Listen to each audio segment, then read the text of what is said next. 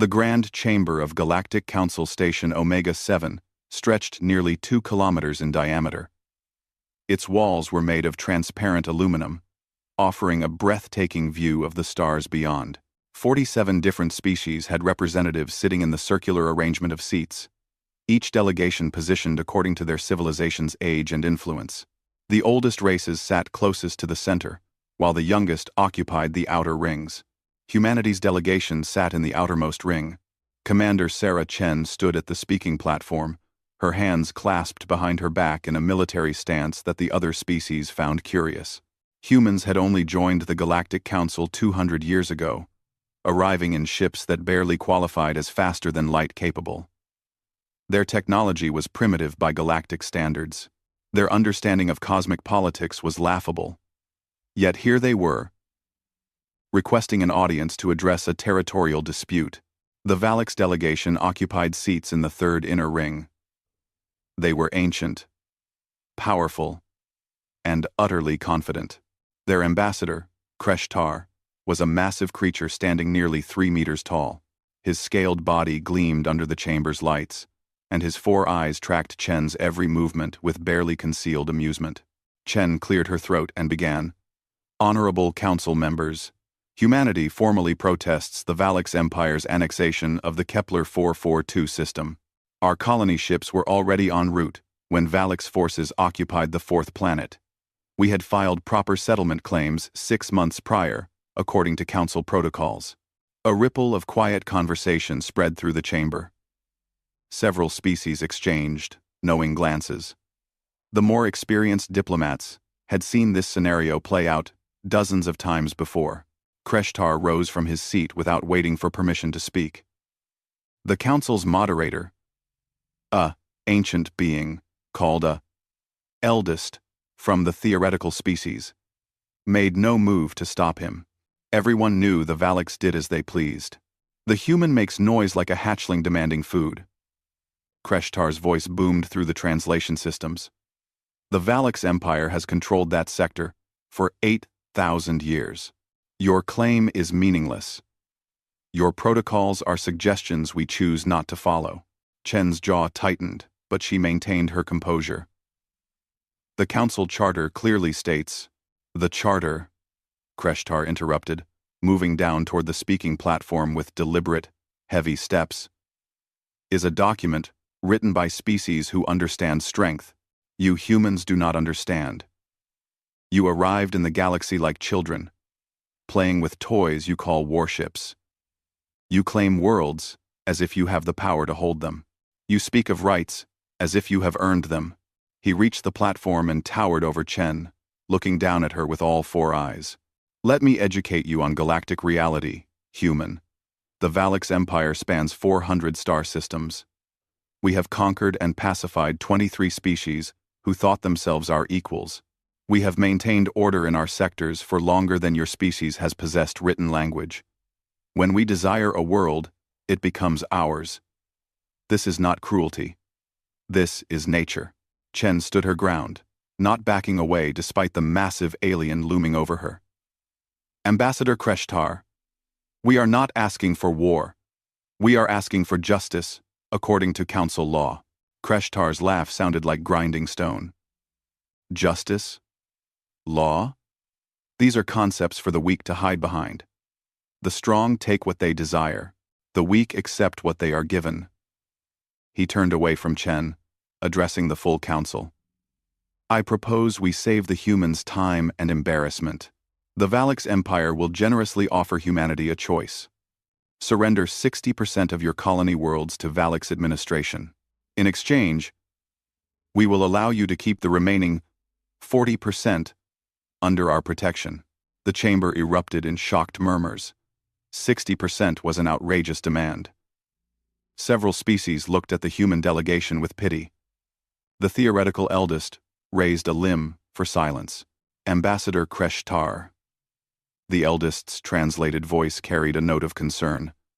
Such a demand is unprecedented for a territorial dispute. Perhaps a more measured approach. After taxes,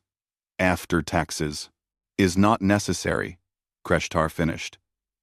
The humans will accept, or they will face corrective action.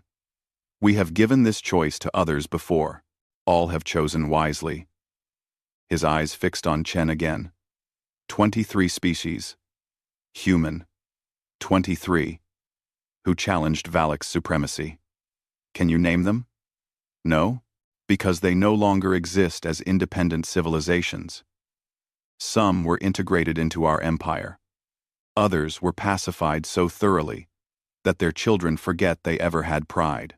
Chen's hands clenched behind her back, but her voice remained steady. How long do we have to respond to this ultimatum? Chen's hands clenched permission. Chen's hands clenched behind. To this ultimatum. 30 standard days, Kreshtar said. More than generous. Use the time to prepare your surrender documents and evacuate whatever personnel you cannot support on 40% fewer worlds. He leaned closer. And human? Do not think to seek allies among the Council. Every species here knows the cost of opposing the Valaks. They will offer you sympathy and nothing more. The Valak's ambassador returned to his delegation's seats. The theoretical eldest looked at Chen with something resembling regret in its ancient features. Does the human delegation wish to respond? The eldest asked. Chen looked around the chamber. She saw pity in some faces, relief in others that they were not the ones being threatened, and cold calculation in the rest. Not a single species met her eyes with anything resembling support. Humanity requests the full 30 days to consider the Valak's empire's terms, Chen said formally. We will deliver our response at the scheduled time.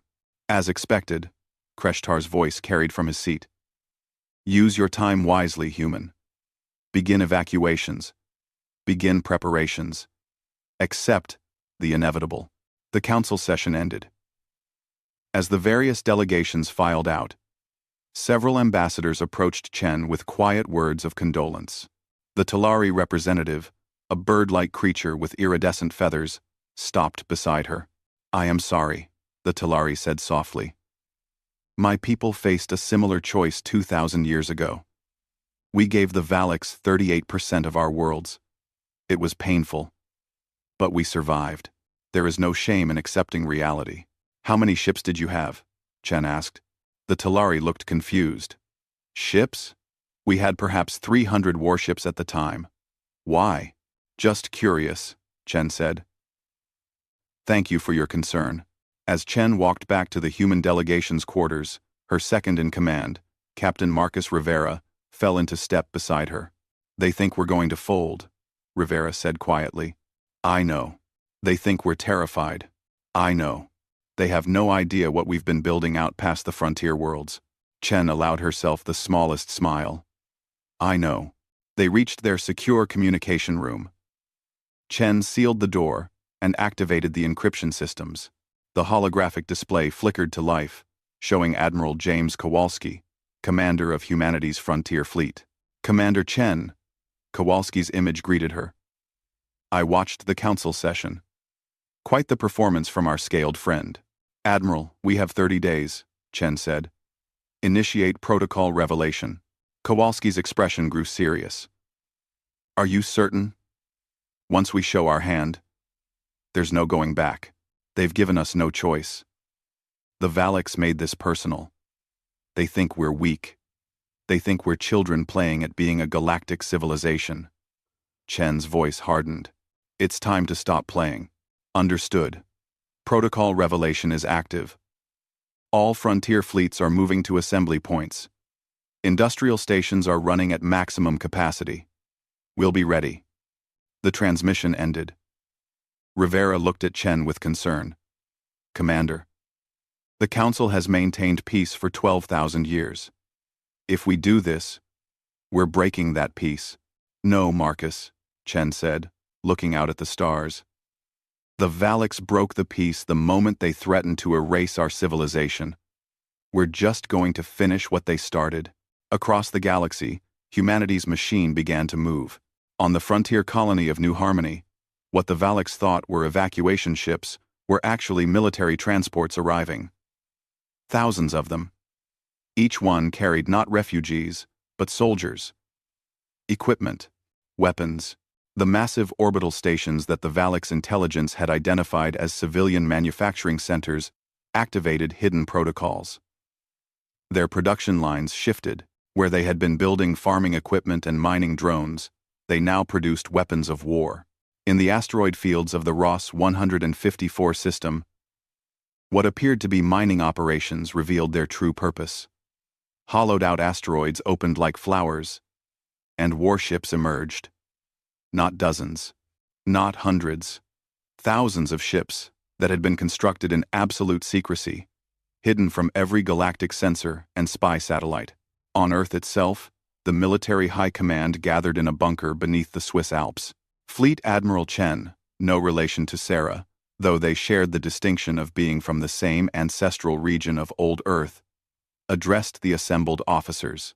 For 200 years, we have played the role the galaxy expected of us, she said. We have been the newcomers, the primitives, the species that barely understands how things work. We have been laughed at, patronized, and dismissed. Today, that ends. She activated a display showing the Valix Empire's territory. The Valix have conquered 23 species. They believe this makes them invincible. They do not understand what those species could not teach them. What's that, Admiral? A young officer asked. That humanity has been at war with itself for our entire history. We have refined the art of destruction through 10,000 years of practice. We have fought wars with sticks and stones. We have fought wars with nuclear weapons. We have fought wars in trenches, in skies, in the depths of oceans, and in the void of space. Every single human conflict taught us lessons that these ancient species never learned. She smiled, but there was no warmth in it. The Valix think they are predators. They are about to learn what real predators look like. Back on Council Station Omega 7, the other species watched humanity's colony worlds with curiosity. Long-range sensors showed massive ship movements. Just as expected, the humans were evacuating, preparing to surrender their worlds to Valix control. The Talari ambassador reviewed the sensor data and felt sad for the humans. They had shown such promise. But like so many species before them, they would learn to accept their place in the galactic hierarchy. It was the way things had always been. The theoretical eldest, however, noticed something unusual in the data. The ships moving to human colonies were arriving, not departing, and the energy signatures were wrong for civilian vessels. The eldest pulled up deeper analysis and felt something it had not experienced in 3,000 years. Uncertainty. In his personal chambers, Ambassador Kreshtar reviewed reports from Valix intelligence. Everything was proceeding as expected. Human ship movements indicated preparation for withdrawal. Their military forces were repositioning to defend their core worlds. Within 30 days, humanity would accept Valix terms, and another species would be added to the list of those who had challenged the Empire and learned humility. He poured himself a drink from his homeworld, a potent alcohol that would kill most species. As he savored it, he thought about how he would spend the resources from the new human colonies. Perhaps a new estate on Valix Prime. Perhaps a commission to write his memoirs as the ambassador who brought the humans to heel. He never considered that he might be making the last mistake of his species' proud history. The 30-day countdown had begun. Humanity's response was being prepared. But it would not be delivered in words. It would be delivered in steel, fire, and a demonstration of industrial warfare at a scale the galaxy had never witnessed. The Valix had issued an ultimatum expecting submission. What they would receive instead was an education in what happens when you threaten a species that has spent its entire existence perfecting the art of war. The galaxy had maintained peace for 12,000 years. That peace was about to end. And in the aftermath, every species would learn a new rule, written in the ashes of Valix pride. Never threaten humanity. The 30 days passed in a strange atmosphere of galactic anticipation. Council species monitored the situation with the morbid curiosity of spectators watching a tragedy unfold. Diplomatic channels buzzed with speculation about how humanity would word their surrender. The Valix Empire, confident in their impending victory, had already drawn up administrative plans for their new human territories. Commander Sarah Chen stood once again in the council chamber.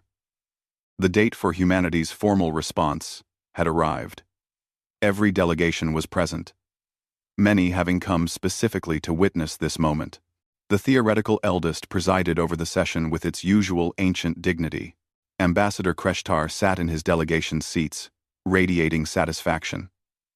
He had allowed the humans the full 30 days, demonstrating Valak's generosity. Now they would accept their place in the natural order.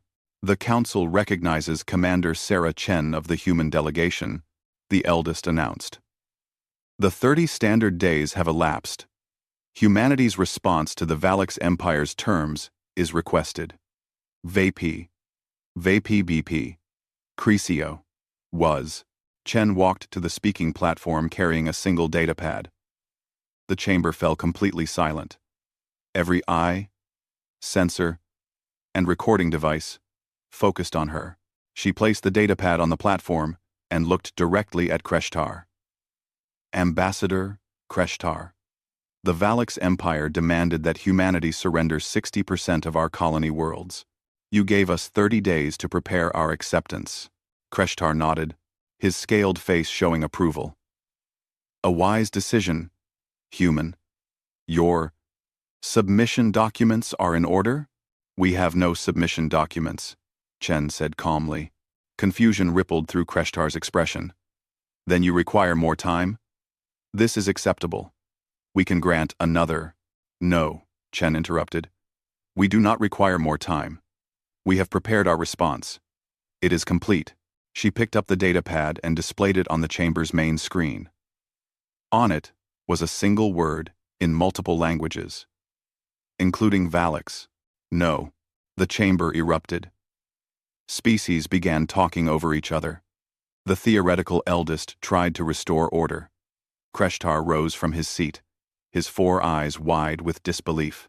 What is this? Kreshtar's voice thundered through the translation systems. What game do you play? Human. No game, Chen said. You offered us a choice. Surrender 60% of our worlds, or face corrective action. We choose corrective action. We choose war. The chamber fell silent again. But this time, the silence was one of shock. Several species looked at each other in horror. The Talari ambassador's feathers paled. Others sat frozen in their seats. Kreshtar stared at Chen as if she had spoken in a language beyond translation. You. Yes, you understand what this means? You understand what we will do to your species? Ma. We understand, Chen said. Do you? Kreshtar's shock transformed into rage. Foolish child. Your species numbers less than 50 billion across all your worlds. The Valix Empire has stood for 8,000 years. Our military has crushed civilizations that existed before your ancestors learned to make fire. I'm aware of your history, Chen said. Then you are insane, Kreshtar roared. I retract our generous offer. There will be no terms, no compromise. The Valix Empire declares a state of war against humanity. We will demonstrate to the galaxy what happens to those who refuse our mercy.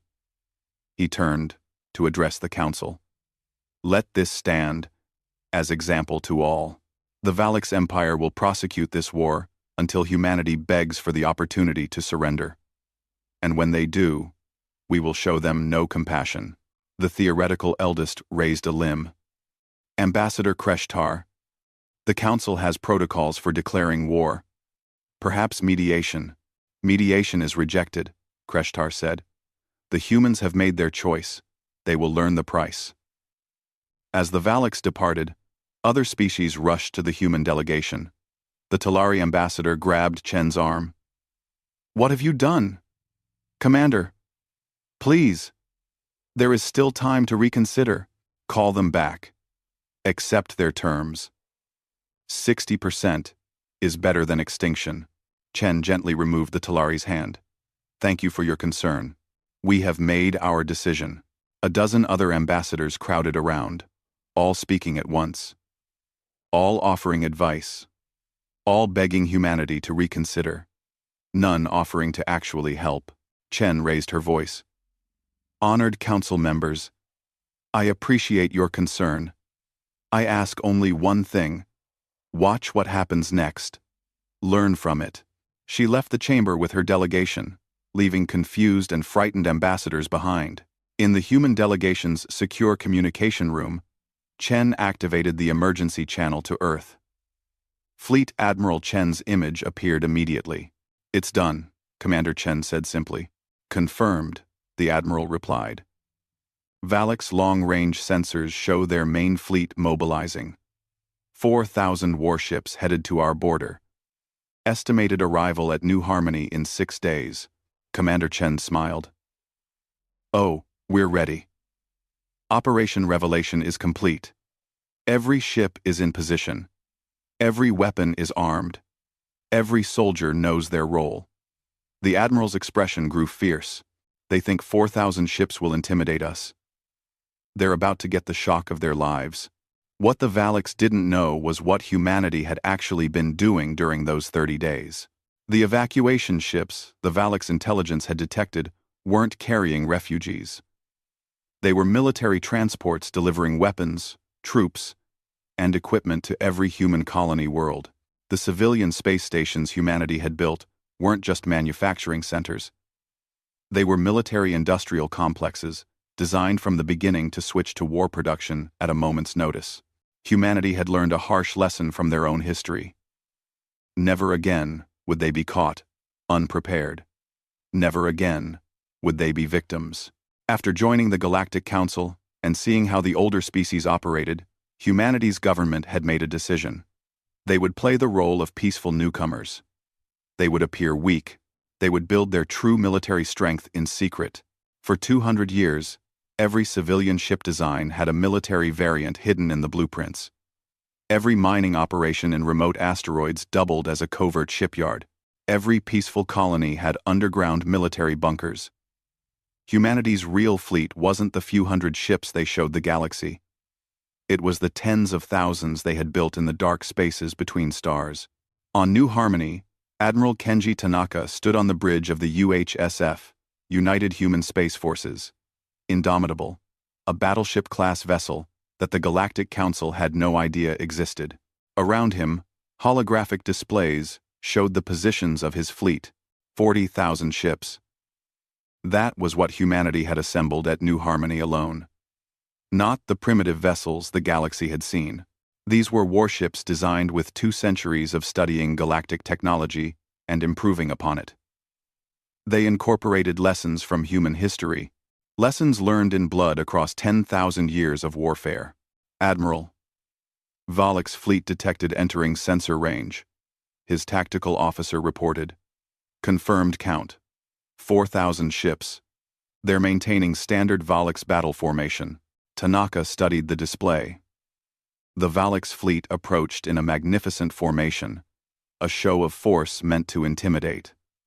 Their ships were individually superior to humanity's vessels in terms of technology. Their weapons could output more energy. Their shields were stronger. By every traditional metric, they should win. But they were about to learn that humans didn't fight traditional battles. All ships, Tanaka ordered.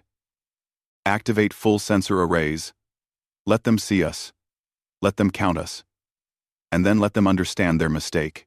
40,000 ships powered up their active sensors simultaneously. On the Valak's flagship, the Supreme Commander Rauthkor watched his sensor displays with confusion that rapidly turned to disbelief. Impossible, he whispered. Our intelligence reported fewer than 1,000 human military vessels total. Sir, his sensor officer's voice trembled. I'm counting. 40,000 human ships, all military class, all armed, all powered, and ready for combat.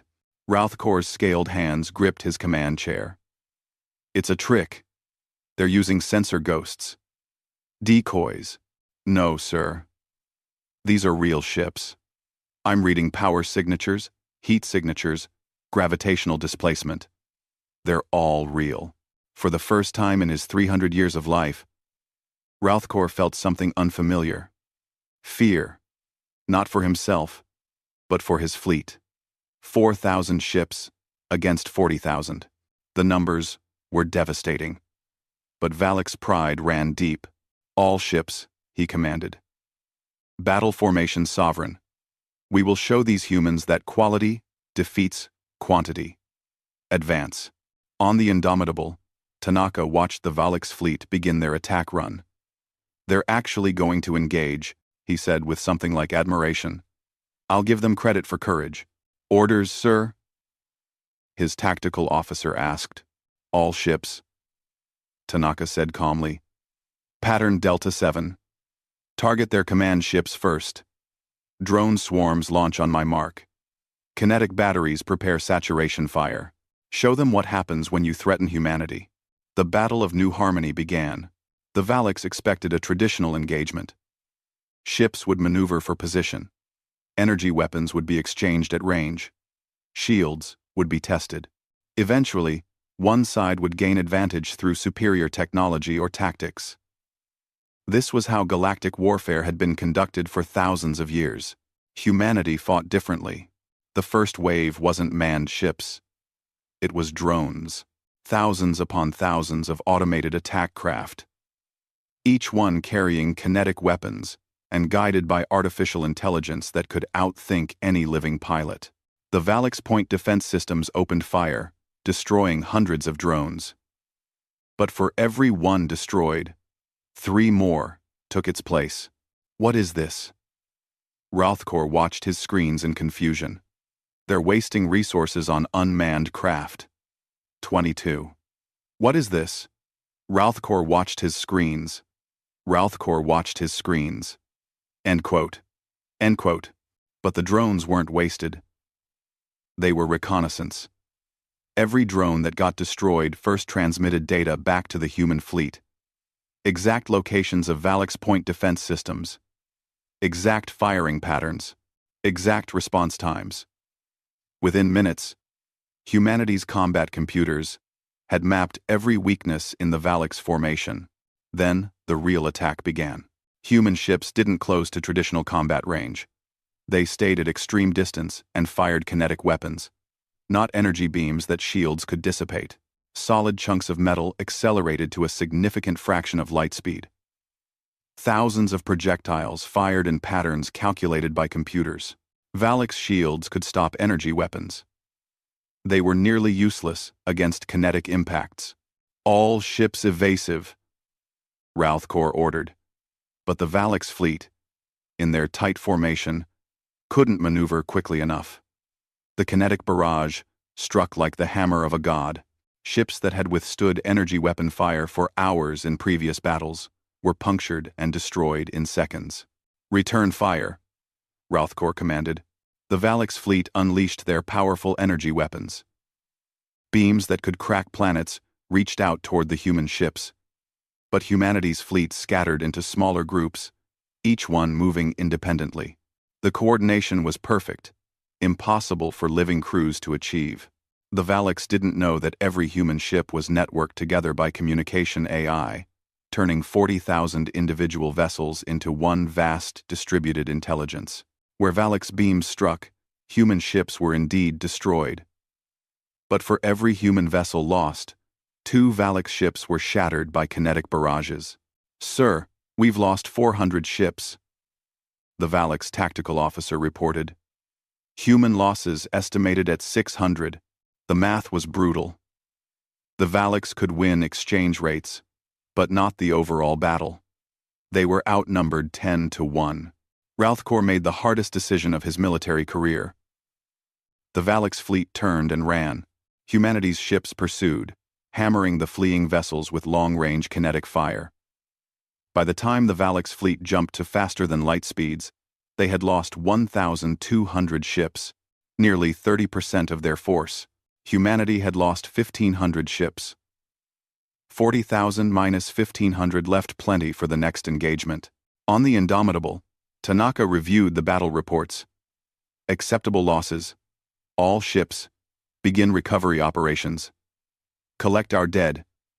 honor their sacrifice, and prepare for the next phase. The news of the battle reached the Galactic Council within hours. The species gathered in emergency session, watching the battle footage in stunned silence. Impossible, the Talari ambassador whispered. Humanity defeated a Valix fleet? Not defeated, the theoretical eldest corrected. Crushed. The loss ratios are in humanity's favor, even without the numerical advantage. Where did they get those ships? Another species demanded.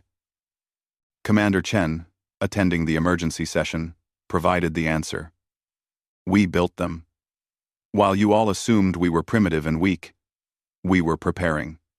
We learned, from our own history, never be caught defenseless. Never assume others will protect you. Protect yourself. But 40,000 ships? The Talari couldn't comprehend it. That requires industrial capacity. Beyond what you've shown. 40,000. But, because we didn't show you everything, Chen said simply. We showed you what we wanted you to see. The theoretical eldest studied Chen with its ancient eyes. What happens now, Commander? Chen's expression hardened. Now the Valix learn what war actually means. They wanted to erase our civilization. We're going to show them what erasure looks like. Across the galaxy, humanity's true fleet began to move. Not 40,000 ships, 120,000 vessels, all converging on Valix space. The war had just begun, and humanity intended to finish it in a way the galaxy would never forget. The Valix homeworld of Valix Prime had stood unconquered for 8,000 years. Its cities stretched across continents, monuments to the Empire's glory. The Imperial Palace dominated the capital city. A structure so massive it could be seen from orbit. Inside that palace, Emperor Volthron received the news of the defeat at New Harmony. The Emperor was old even by Valix standards, having ruled for 600 years. He had overseen the conquest of 15 species during his reign. He had never known defeat. The concept was foreign to him. Explain this to me again, he said to Supreme Commander Ralthkor, who had returned in disgrace. You had 4,000 ships, the finest warships in the galaxy. And you retreated? Ralthkor stood before his emperor, expecting execution. My emperor, the humans had 40,000 ships. Our intelligence was completely wrong. They have been hiding their true military capacity for 2 centuries. 40,000 ships, the emperor repeated slowly. Built in secret. Hidden from every intelligence service in the galaxy. Hidden from us. He rose from his throne, his massive frame radiating fury. This is not just deception. This is humiliation. The humans have made fools of the Valix Empire. My emperor, I recommend we seek negotiation. The humans have greater numbers than... Negotiation? The emperor's roar echoed through the chamber. The Valix Empire does not negotiate from a position of weakness. We do not retreat. We do not surrender. Let her not retreat. Let her any peace. We do not surrender. He pointed at Ralthkor. You should have fought to the last ship. You should have died with honor, rather than return with this shame. Yes, my emperor? Ralthkor said quietly. Emperor Volthron paced in front of his throne. The humans think their numbers give them victory. They think we will be intimidated. They do not understand Valix resolve.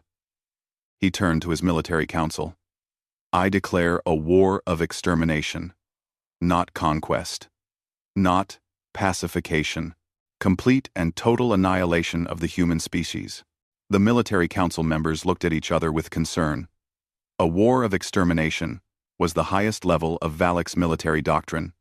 It meant every resource, every ship, every warrior would be committed. It meant the war would not end until the enemy was extinct or the Valix were destroyed. It had been declared only 3 times in Valix history. All 3 times, the enemy species no longer existed. My emperor, one council member dared to speak. A war of extermination will require us to mobilize our entire fleet. That means leaving our other territories vulnerable. It means, I know what it means. The Emperor snapped. The humans will learn that challenging the Valix Empire results in extinction. We will erase them from the galaxy. We will destroy every human world. We will hunt down every human ship. We will ensure that in 1,000 years, the only mention of humanity will be in Valix history texts as an example of the price of defiance. He activated the empire-wide communication system. His face appeared on every screen across 400 Valix worlds. Warriors of the Valix Empire. Our enemies have struck at us. The humans, those primitive creatures we offered mercy, have chosen war. They have defeated one of our fleets through numbers and cowardice. This cannot stand. I declare a war of extermination. Every ship, every warrior, every resource will be dedicated to the destruction of humanity. We will show the galaxy what happens when you challenge the Valix. We will remind all species why they fear our empire. To war. Across the Valix Empire, the military machine activated. Shipyards that had been building civilian vessels switched to warship production. Garrison fleets abandoned their posts and converged on rally points. Warriors who had retired to peaceful lives took up arms again. Within weeks, the Valix assembled the greatest military force they had ever fielded. 50,000 warships. The entire strength of the Empire, gathered in one armada. The Galactic Council watched this mobilization with growing horror. Emergency sessions were called daily. Species that had remained neutral began choosing sides, though most stayed carefully silent.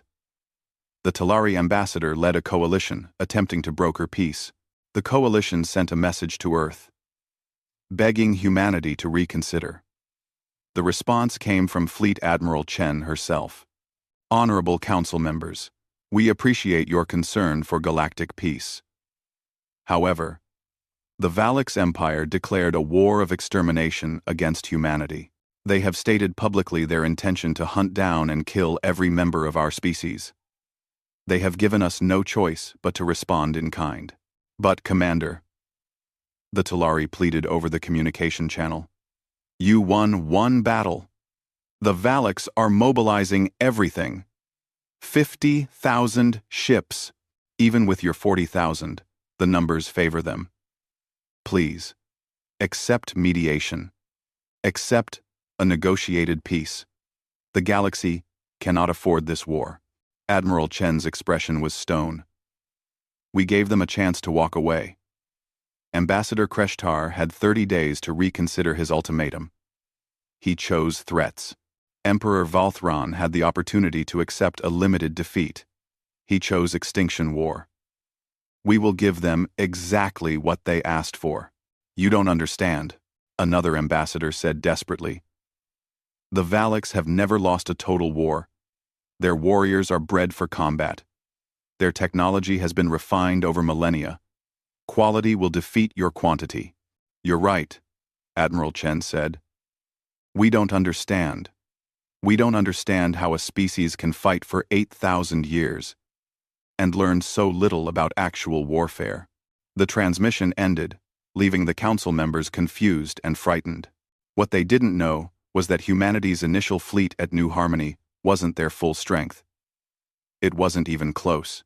On Earth, in the command bunker beneath the Alps, Fleet Admiral Chen addressed the assembled leadership of humanity's military. Holographic displays showed ship positions across hundreds of light years. The Valix are gathering 50,000 ships, she said.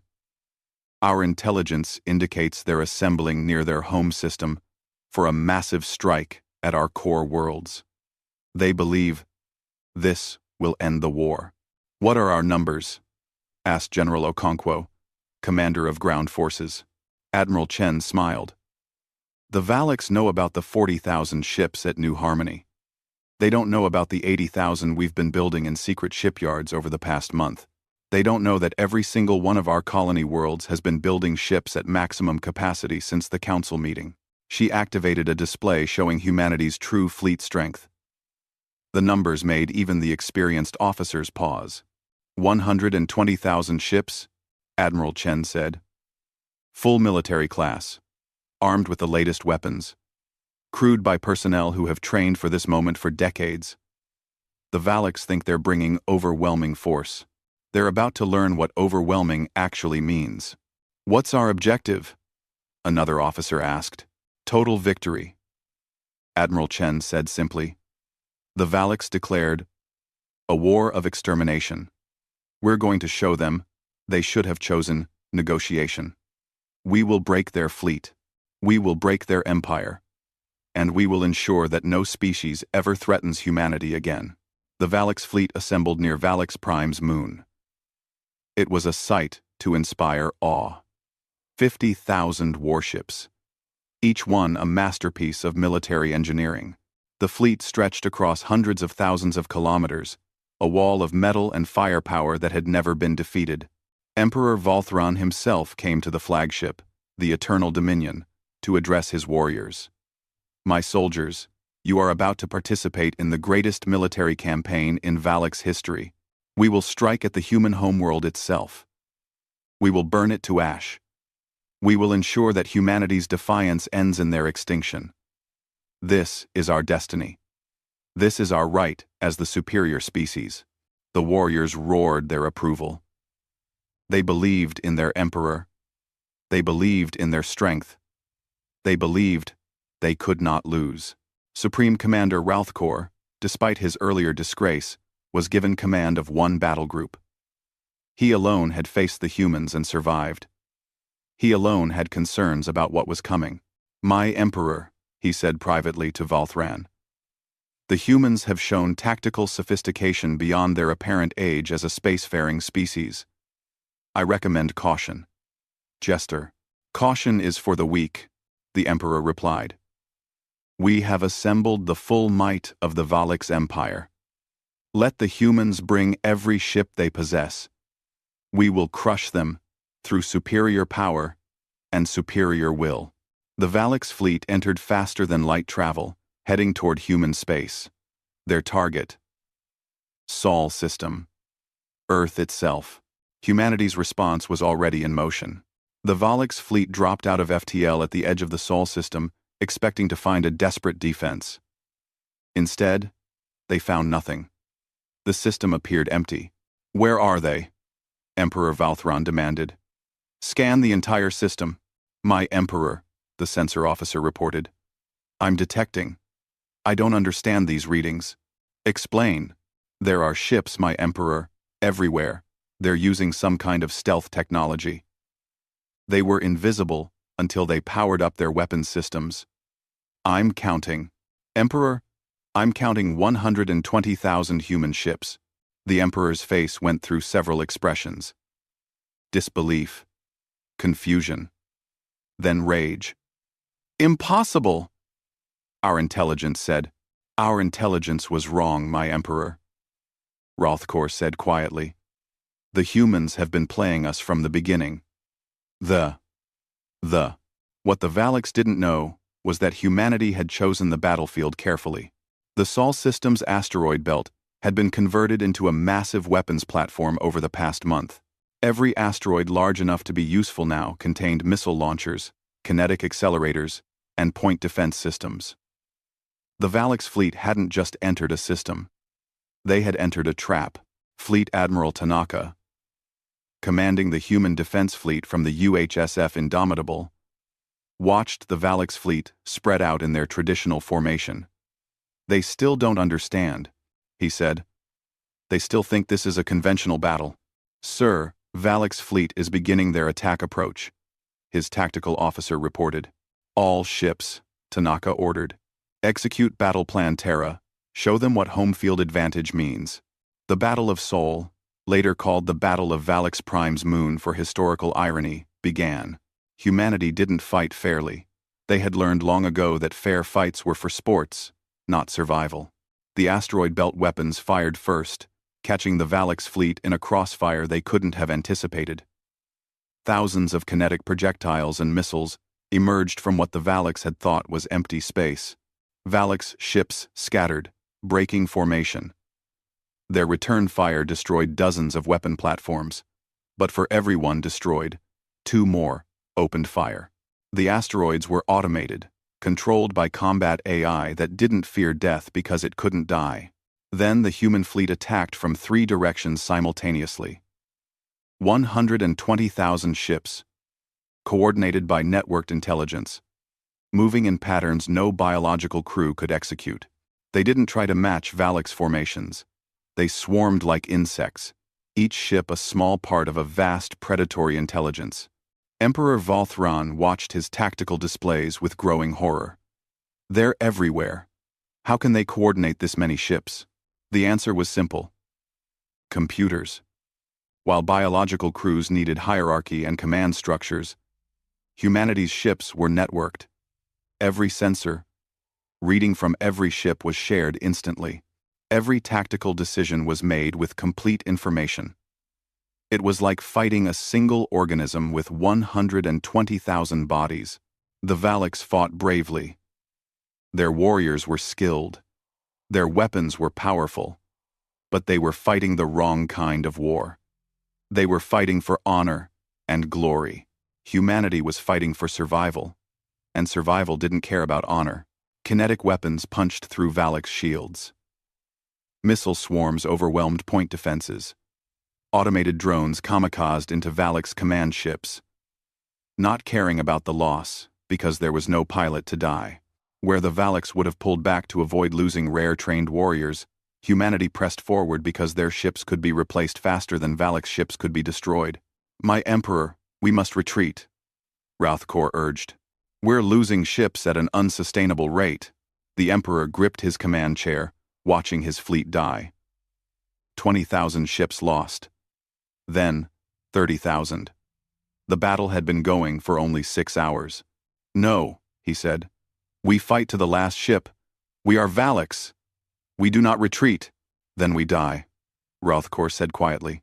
A kinetic projectile struck the Eternal Dominion's shields, then another, then a dozen. The shields collapsed. The Emperor's flagship shuddered under impacts. "My Emperor," someone screamed. "Hull. Breach on decks. 4 through 9. The last thing Emperor Valthran saw was a human missile, painted with an emblem showing Earth and surrounded by text in multiple human languages. "You wanted war. You got it." The flagship exploded. Without their Emperor, without their command structure, the Valak's fleet began to collapse. Ship captains made independent decisions to retreat.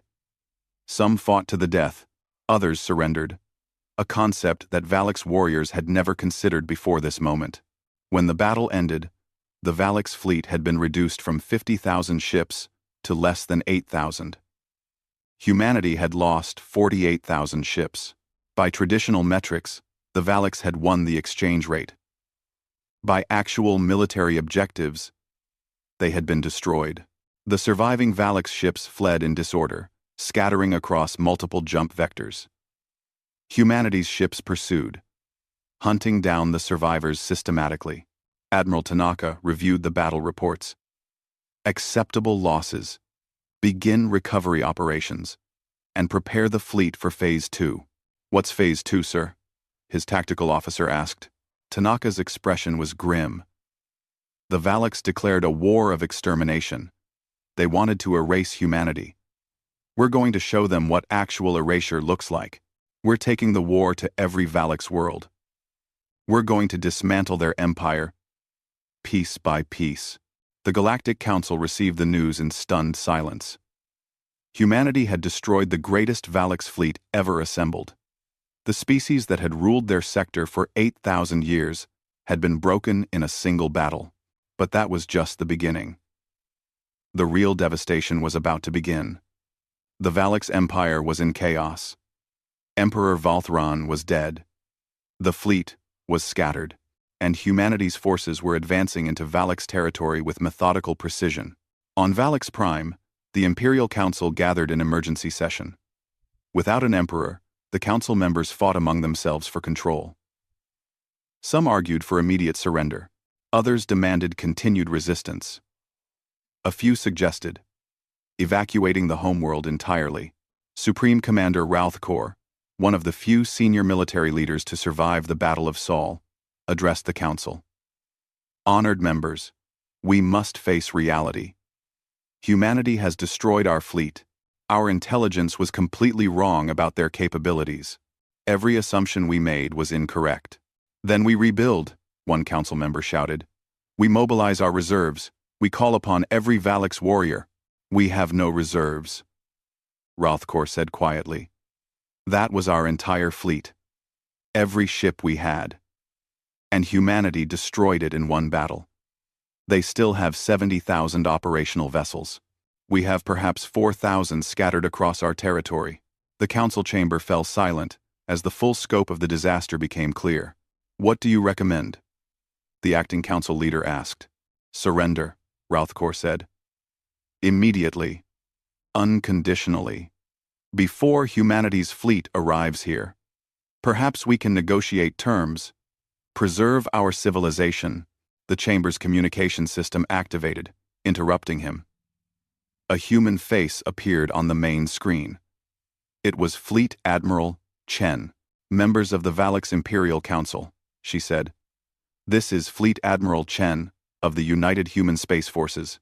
I am transmitting from the flagship UHSF Indomitable, currently in orbit around your colony world of Drax Nor. My fleet has secured this system. The local Valak's military has surrendered. The council members looked at each other in shock. Drax Nor was a major colony world, heavily defended. How had it fallen so quickly? You are probably wondering about the speed of our advance, Admiral Chen continued, as if reading their thoughts. Let me clarify the situation. Humanity currently has 70,000 warships divided into 7 battle groups. Each battle group is systematically securing Valak's territory. You have 3 options. 1. Surrender immediately. 2. Continue fighting and watch us dismantle your empire world by world. 3. Do nothing and let us make the choice for you. We wish to negotiate. The council leader called out. We accept that we have lost. We are willing to discuss terms. I'm not here to negotiate, Admiral Chen said. I'm here to inform you of what happens next. Your emperor declared a war of extermination against humanity. Do you know what that means to us? It means you intended to hunt down and kill every human being in existence. Every man, woman, and child. You wanted us extinct. That was the emperor's decision, another council member shouted. Many of us disagreed. We can negotiate a peace. Peace? Admiral Chen's expression hardened. You threatened genocide. You don't get peace. You get consequences. The transmission ended. Across Valak's space, humanity's 7 battle groups began their systematic advance. But they weren't conquering in the traditional sense. They were dismantling. When human forces arrived at a Valak's colony world, they didn't invade the planet. They didn't occupy cities. They didn't harm civilians. Instead, they destroyed every military installation, every shipyard, every weapons factory, and every orbital defense platform. Then they moved to the next world. On the colony world of Trachis, the Valak's garrison commander watched the human fleet arrive with dread. He had 20 ships to defend the system. The humans brought 10,000. He received a communication from the human fleet commander. Commander, we have no desire to kill your personnel. Evacuate all military installations. You have 1 hour. And if I refuse? The Valak's commander asked, knowing the answer. Then, you die defending structures we're going to destroy anyway. Your choice is not whether your military base survives. Your choice is whether you survive to see tomorrow. The Valak's commander looked at his crew. Young warriors who believed in the Empire, who had trained their entire lives for combat, who were ready to die with honor. Evacuate the base, he ordered. All personnel to the surface. Away from military structures. His second-in-command was shocked. Sir, we should fight. For what? The commander asked tiredly. The Empire is already gone. We lost the moment we threatened humanity. Now we're just deciding how many more have to die before we accept it. Across Valak's space, similar scenes played out. Some garrisons chose to fight and were obliterated. Most chose to evacuate, watching from safe distance as humanity's weapons reduced their proud military bases to rubble. The Galactic Council called emergency session after emergency session. Species watched in horror as humanity demonstrated industrial warfare on a scale never before witnessed. "They're destroying everything," the Talari ambassador said, watching footage of a Valak's shipyard being systematically torn apart. That shipyard took 300 years to build. Humanity destroyed it in 4 hours. Commander Sarah Chen, present at the council session, responded calmly. "It took 300 years to build with Valak's methods. We can build equivalent shipyards in 3 weeks. The galaxy is about to learn that industrial capacity matters more than age." "But why destroy everything?" another ambassador asked. "Because we don't want Valak's worlds," Chen explained. "We want to ensure they can never threaten us again. Every shipyard we destroy is one that can't build warships. Every weapons factory we eliminate is one that can't arm future fleets. We're not conquerors. We're removing threats." Runenarm, the theoretical eldest, studied Chen with its ancient eyes. "You are destroying the infrastructure of an 8,000-year-old civilization." "Yes," Chen said simply. "They wanted to destroy an 8 billion-person civilization. We're being remarkably restrained by comparison. Their people live. Their cities stand. We're only taking their ability to wage war." "And when you're finished?" the eldest asked. "Then we go home and rebuild our own losses. We have no interest in ruling Valak's space." On Valak's Prime, the Imperial Council watched their empire collapse. Reports came in constantly. Another shipyard destroyed. Another military base eliminated. Another fleet garrison forced to surrender. Humanity's advance was methodical and unstoppable. "We must do something," one council member insisted. "We cannot simply accept this humiliation." Routhkor had been reviewing tactical data. "I recommend we consolidate all remaining forces here, at Valak's Prime. Make our final stand, defending our homeworld. Perhaps we can inflict enough casualties to force humanity to negotiate." The council agreed. It was a desperate plan, but desperation was all they had left. Over the next month, every surviving Valak's warship was recalled to the homeworld. Orbital defenses were reinforced. Ground-based weapons platforms were activated. Valak's Prime had never been attacked in 8,000 years. Its defenses were legendary. Perhaps, the council hoped, they could turn the tide. They assembled 3,000 ships. It was all that remained of their once mighty fleet. Then, humanity's fleet arrived. Admiral Kenji Tanaka commanded the human force assigned to Valak's Prime. He brought 60,000 ships. When his censor officer reported the Valak's defensive strength, he almost felt bad for them. 3,000 ships defending their homeworld, Tanaka said. "They're brave. I'll give them that." "Orders, sir?" his tactical officer asked. "Standard protocol. Offer them the chance to evacuate military installations. 1 hour. After that, we proceed." The message was transmitted to Valak's Prime. In the Imperial Council chamber, the council members looked at each other. "They give us 1 hour to abandon our homeworld's defenses," the council leader said. "The arrogance is astounding." Routhkor studied the sensor data showing the human fleet. 60,000 ships. He had fought them twice now. He knew what was coming. "It's not arrogance," he said quietly. "It's mercy.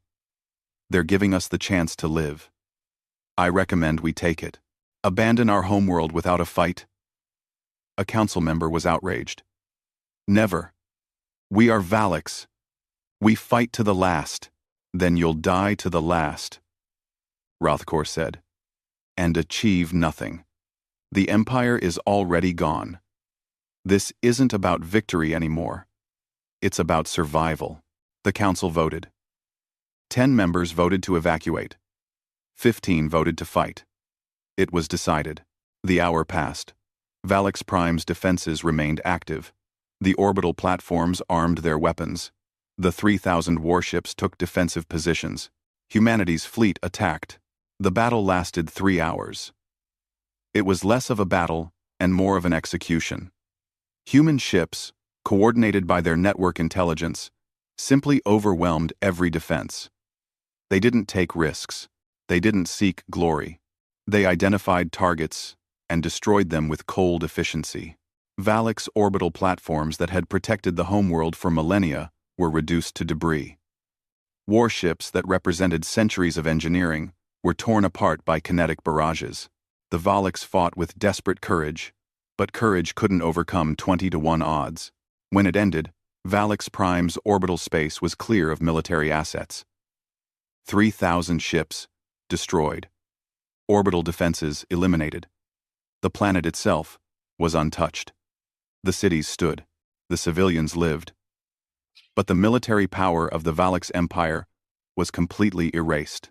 Supreme Commander Rothkor had evacuated his command ship before the battle.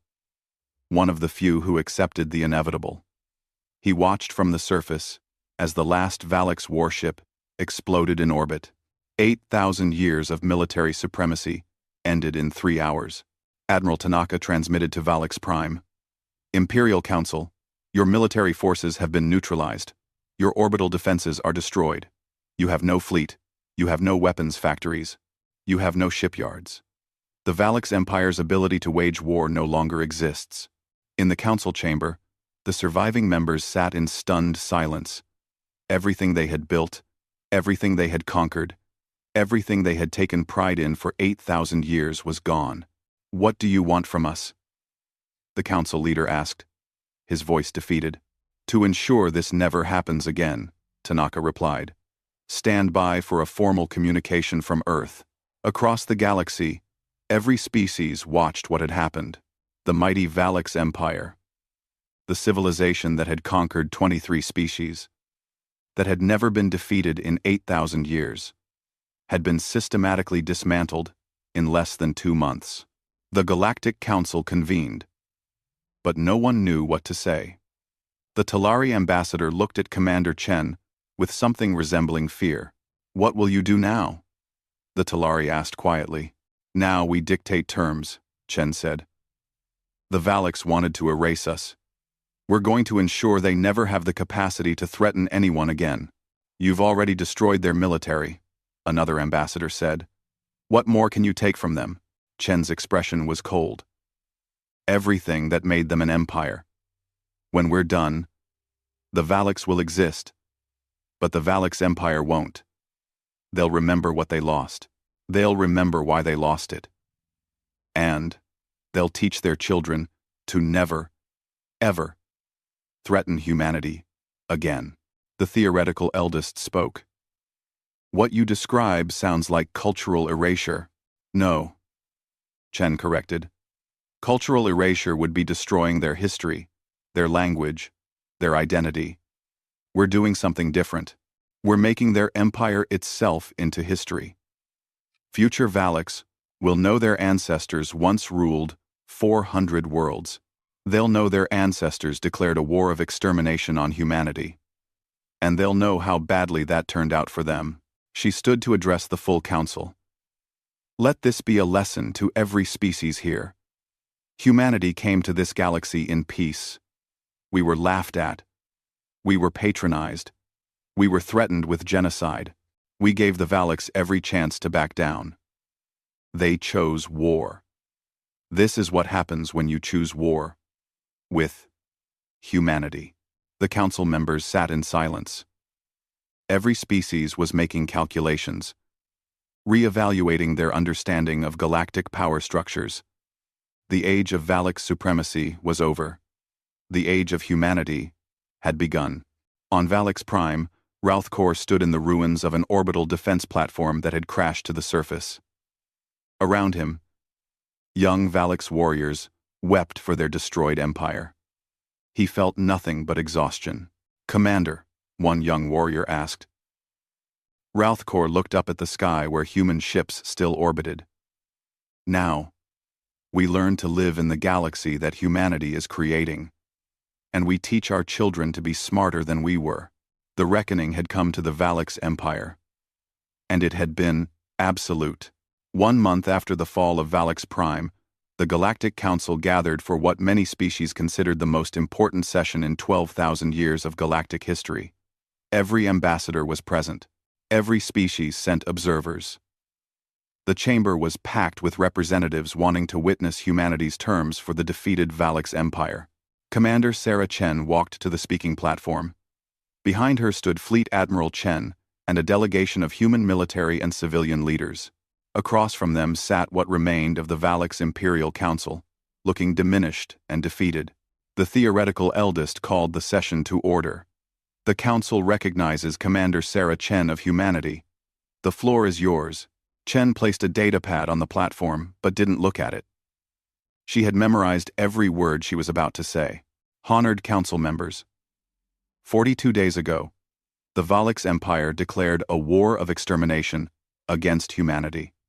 Their stated goal was to hunt down and kill every human being in existence, to erase our species from the galaxy. She paused, letting the words settle. They failed. Now, humanity will present our terms for peace. The Valix Council leader stood.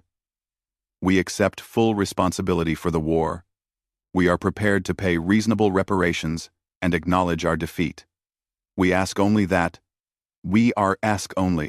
Sit down, Chen said quietly. The Valix Council leader, shocked by the dismissal, slowly sat. You don't get to ask for anything. You threatened genocide.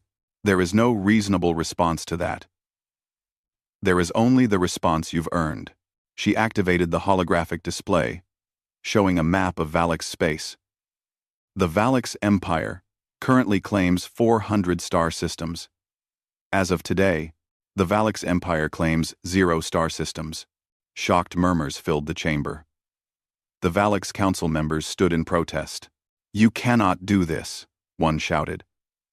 Those worlds have been Valix territory for thousands of years.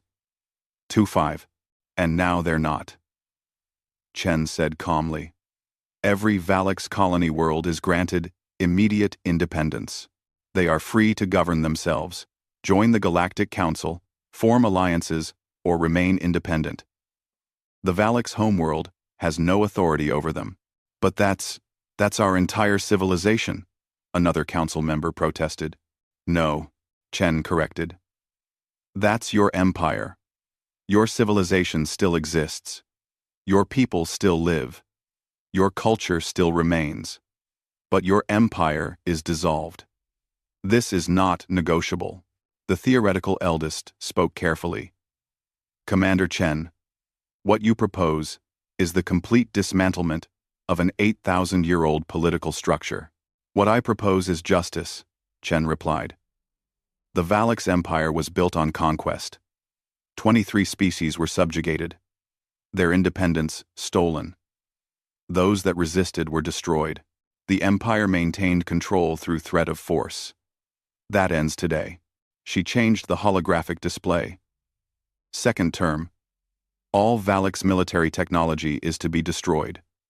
Warship schematics, weapons designs, tactical databases, all of it will be purged from Valix records. That's absurd. Ralthkor stood. You're crippling our ability to defend ourselves. Yes, Chen said simply. For the next 100 years, Valix Prime will be permitted defensive satellites only. No warships. No weapons of planetary destruction. No military fleet. Your defense will be guaranteed by a united human oversight station that will remain in your system. You're occupying our homeworld? Ralthkor couldn't believe what he was hearing. We're ensuring you don't rebuild your military and try this again in 50 years. After 100 years, if the Valix have demonstrated peaceful behavior, the restrictions will be re-evaluated. The chamber erupted in argument. Multiple species tried to speak at once. The theoretical eldest called for order, but it took several minutes to restore calm. The Talari ambassador spoke up. Commander Chen, These terms are extraordinarily harsh. Yes, the Valaks started the war, but complete disarmament? Political dissolution? For 100 years? This is beyond punishment.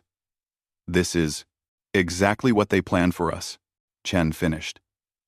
Except we're letting them live. We're letting their culture survive. We're letting their children grow up. The Valaks would have given humanity none of these mercies. She pulled up another display. Third term. War reparations. The Valaks Empire will pay humanity for the cost of the war. We lost 48,000 ships at the Battle of Saul. We lost 15,000 at New Harmony. We lost forces at every engagement. The total comes to 112,000 ships destroyed. Each one had crew. Each one represented resources and construction time. The Valaks Council leader's face went pale. We cannot possibly afford to replace 112,000 human ships. You're not replacing ships, Chen said. You're paying for them.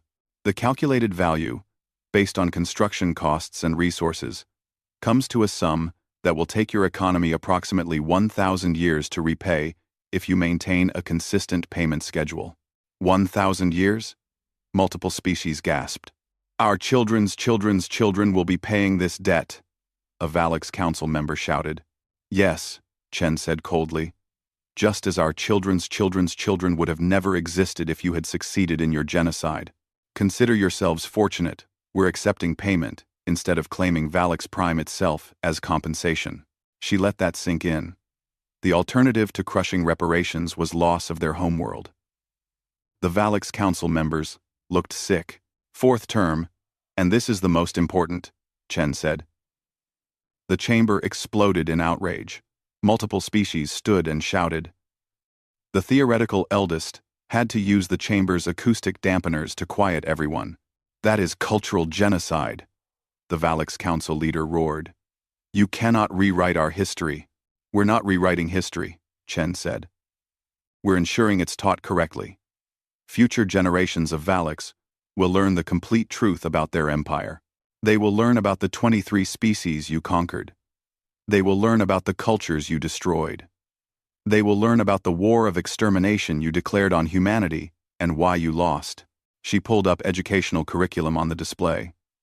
Valaks children will be taught that their ancestors made a terrible mistake.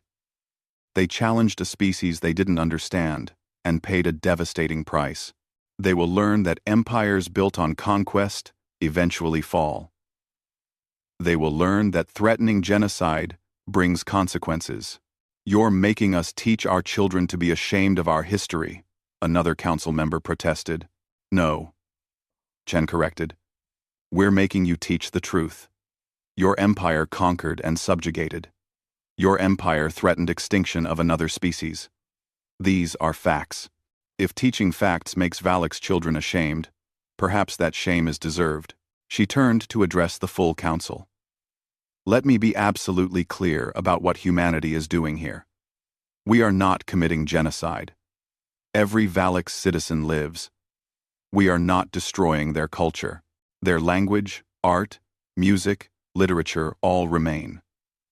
We are not even occupying their worlds. What we are doing is ensuring that the Valaks Empire, as a political and military entity, ceases to exist. The display changed to show a timeline. Within 2 generations, taught the truth about their history, Valaks children will view their empire as a cautionary tale. They will understand that their ancestors' greatest mistake was choosing conquest over cooperation. They will learn that threatening humanity was an error that cost them everything they had built over 8,000 years. Fleet Admiral Chen stepped forward. In practical terms, here is what happens. All former Valaks colony worlds are now independent. They may keep their Valaks populations or not, as they choose. Some of the species that were conquered by the Valaks are petitioning to reclaim their ancestral worlds. Humanity will support these claims. She pulled up a list. The Krath people, conquered 4,000 years ago, want their 3 homeworlds returned. The Silenti, integrated into the Empire 2,000 years ago, want autonomy. 12 other species have similar claims. all will be granted. Rothkor stood slowly. What you're describing is the complete erasure of the Valix Empire from the galaxy. Yes, both Chen said simultaneously. Commander Chen continued. In 50 years, galactic historians will search for records of the Valix Empire. They will find footnotes. They will find warnings. They will find a civilization that made the mistake of threatening humanity and paid the ultimate price. Not extinction. Something arguably worse. Irrelevance. The theoretical eldest spoke gravely. Commander Chen, what you propose is unprecedented. No species in recorded galactic history has imposed such comprehensive terms on a defeated enemy. Perhaps that's why wars keep happening, Chen replied. The Valix conquered 23 species. How many of those were released? How many were given their independence back? None. The Valix integrated them, erased their political identities, and moved on. We're doing the reverse. We're undoing 8,000 years of conquest. She turned back to the Valix Council. These terms are final. They are not negotiable. You have two choices. Accept them, or reject them, and face the alternative. What alternative? The council leader asked. Fleet Admiral Chen answered. Humanity occupies Valix Prime. We assume direct control of your government. We implement these same changes by force. The results are identical. But you lose even the dignity of accepting them yourselves. The Valix Council huddled together, speaking in hushed tones. After 10 minutes, the council leader stood. We have a question, he said. If we accept these terms, what happens to the Valix people? You take our empire, our military, our independence. For a century, what are we left with? Commander Chen's expression softened slightly. You're left with your lives, your families, your culture, your art and music and stories. You're left with the opportunity to build something better than an empire. You're left with the chance to teach your children that cooperation brings prosperity and conquest brings ruin. Then, rolling, that's process. She paused.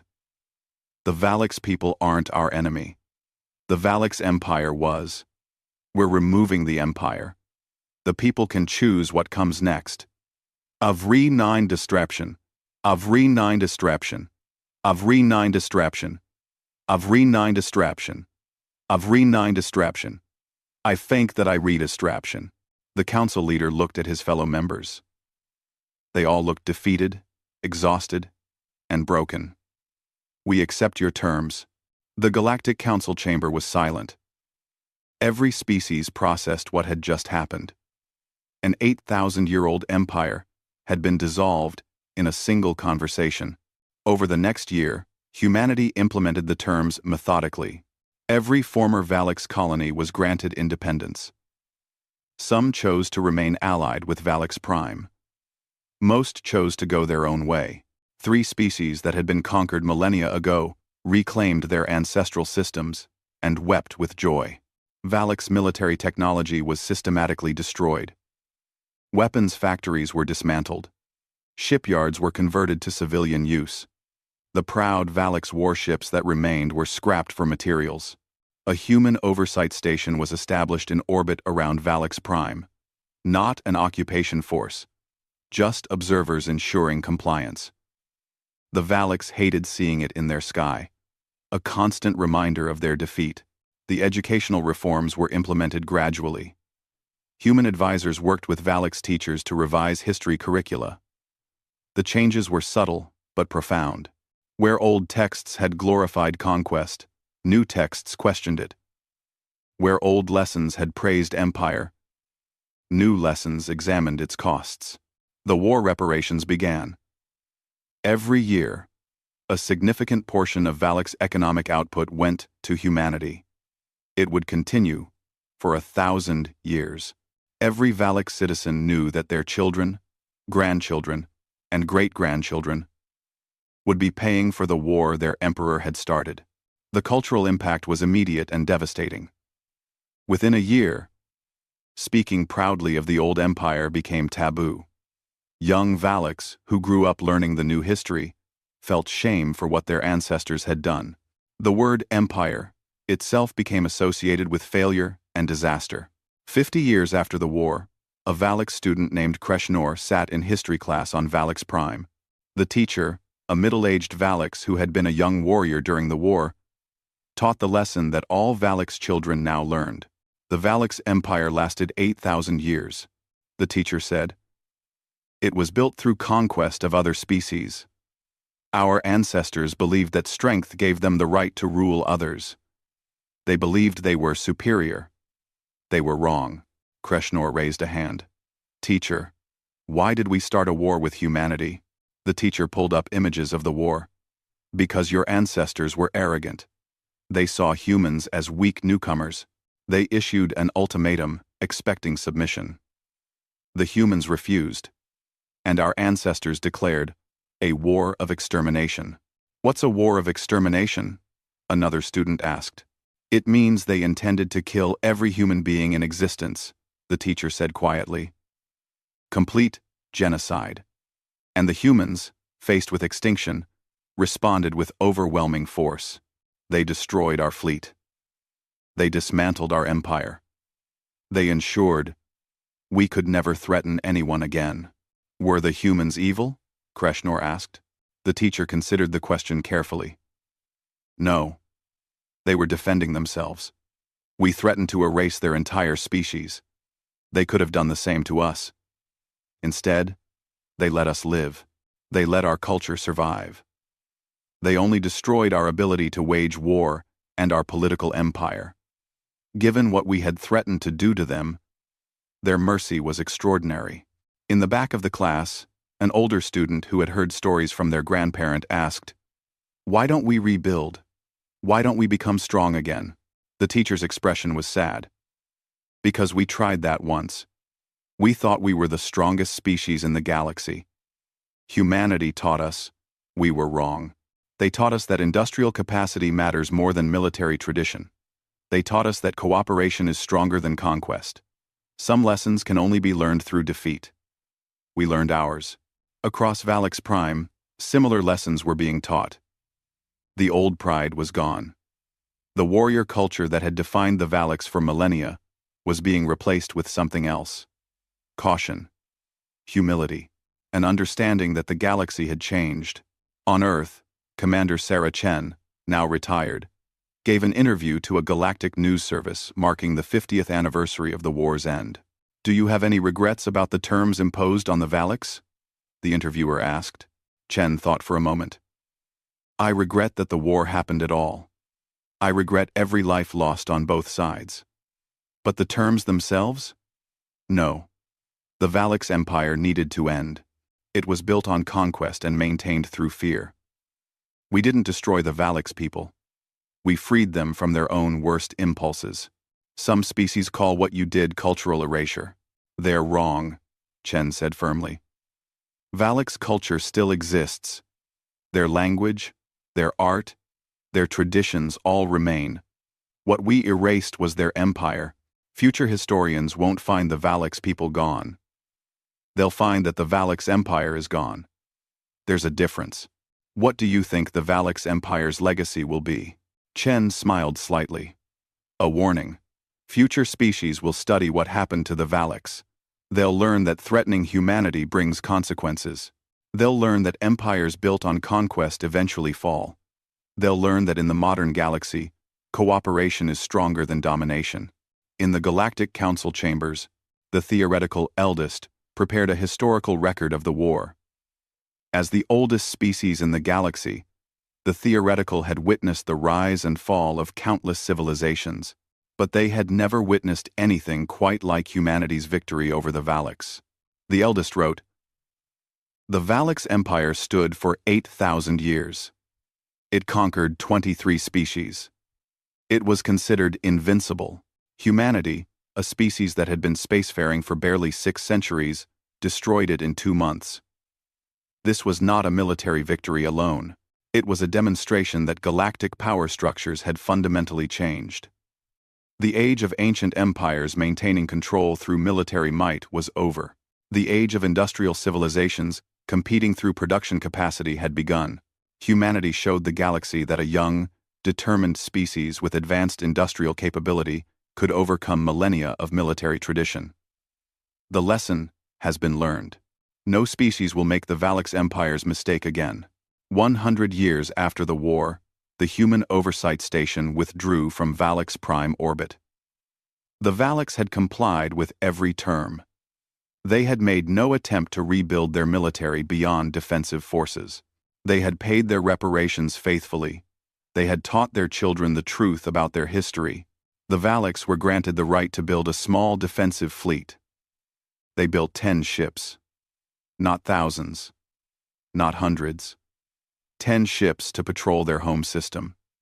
It was all they felt they needed. On the centennial anniversary of the war's end, a delegation from Valix Prime visited Earth. They came not to protest the terms, but to thank humanity. The delegation leader, a young Valix who had been born after the war, spoke at the memorial for the human ships lost in the conflict. "My ancestors made a terrible mistake," she said. "They threatened to destroy humanity. In response, humanity destroyed our empire, but spared our people. They gave us the chance to become something better than conquerors. For that mercy, we are grateful. We will ensure that future generations of Valix never forget the price of arrogance and the value of peace." In the Galactic Council, species that once patronized humanity now deferred to them. The young species that arrived in primitive ships 200 years ago was now recognized as a major galactic power, not because they sought power, but because they had demonstrated what happened when their survival was threatened. The last species that challenged humanity, the Valix Empire, had been erased from the galaxy. Not through genocide, not through occupation, but through the systematic dismantlement of everything that made them an empire. Future Valix children would learn about their ancestors' mistake in history class. They would feel shame for the old empire. They would understand that their current peaceful existence was better than their ancestors' conquests. The erasure was complete. The Valix Empire no longer existed. The Valix people did, but they would never again be a threat. They would never again conquer. They would never again threaten genocide. And every species in the galaxy had learned a simple lesson. Never threaten humanity. The cost is too high. The price is too permanent. The consequences are too absolute. Humanity had wanted to join the galaxy in peace. They had been willing to cooperate, to trade, to share knowledge. But when forced to choose between extinction and total war, they had chosen war. And they had prosecuted it with a ruthlessness and efficiency that shocked every ancient civilization. The galaxy was at peace. But it was a peace built on a new understanding. Humanity wasn't the weak newcomer to be patronized. They were the species that erased an 8,000-year-old empire in 2 months. They were the species that turned their entire industrial capacity to war and produced ships faster than enemies could destroy them. They were the species that, when threatened with genocide, responded by ensuring their enemies would never threaten anyone again. The last species that challenged humanity was gone. Their empire was erased. Their pride was destroyed. Their military was dismantled. Their children were taught to be ashamed of what their ancestors had attempted.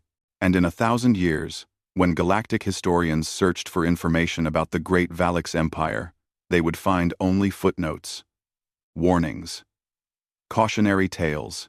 They would find the answer to a question every species now asked themselves. What happened to the last species that challenged humanity?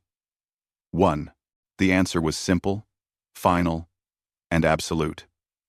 They were erased from the galaxy entirely.